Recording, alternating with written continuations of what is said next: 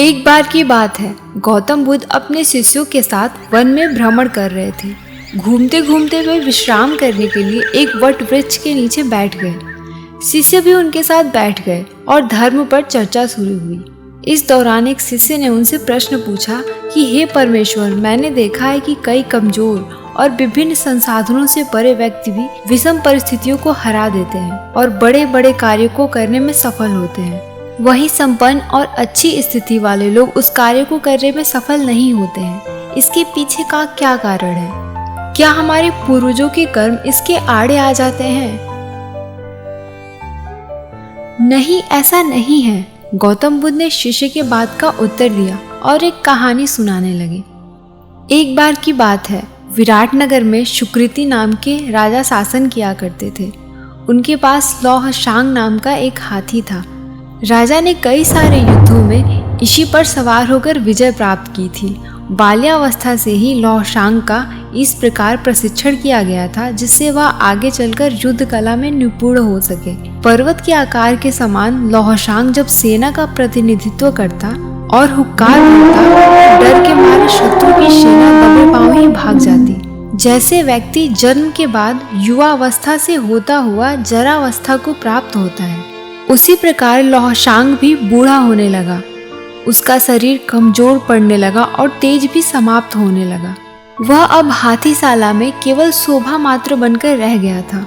सेना के लिए भी उसकी अहमियत खत्म होने लगी थी, जिसके चलते उसकी ओर पहले जैसा ध्यान भी नहीं दिया जाता था। लौहशांग को दिए जाने वाले भोजन की मात्रा भी कम कर दी गई थी। एक बुजुर्ग सेवक उसके लिए पानी और भोजन की व्यवस्था करता था, लेकिन वह भी अक्सर ऐसा करने में चूक जाता था, जिसके कारण हाथी को भूखा प्यासा ही रहना पड़ता था।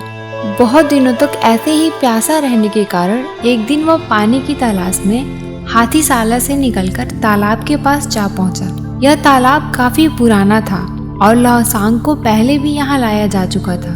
तालाब के पास पहुंचकर उसने भरपेट पानी पिया और फिर नहाने लगा।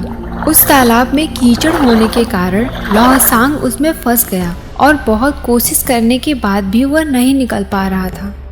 वह जितना भी उस तालाब से निकलने की कोशिश करता, उतना ही उसमें फंसता चला गया और अंत में वह हाथी गर्दन तक कीचड़ में फंस गया। जब राजा तक यह खबर पहुंची तो उन्हें बहुत दुख हुआ। उन्होंने हाथी को निकालने के लिए बहुत प्रयास किए, लेकिन सभी विफल हो गए। उसकी यह दयनीय दशा देखकर वहां मौजूद सभी लोग निराश हो गए।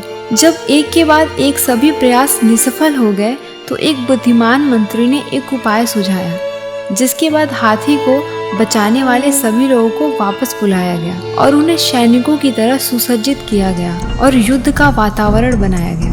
लौहशांग के सामने युद्ध के नगाड़े बजने लगे और सेना इस प्रकार इधर उधर कूच करने लगी जैसे वे शत्रु के पक्ष से हो और उसकी तरफ आक्रमण करने के लिए आगे बढ़ रहे हों। यह देखकर अचानक लौहशांग में न जाने कैसे जोश आ गया और उसने बहुत जोर से हुक्कार भरा। वह अपनी ओर बढ़ रहे सैनिकों पर आक्रमण करने के लिए पूरे बल से गर्दन तक फंसे कीचड़ों को हटाता हुआ तालाब के किनारे जा पहुंचा। उसके बाद उसे सैनिकों पर आक्रमण करने से पहले बहुत मुश्किल से नियंत्रित किया गया।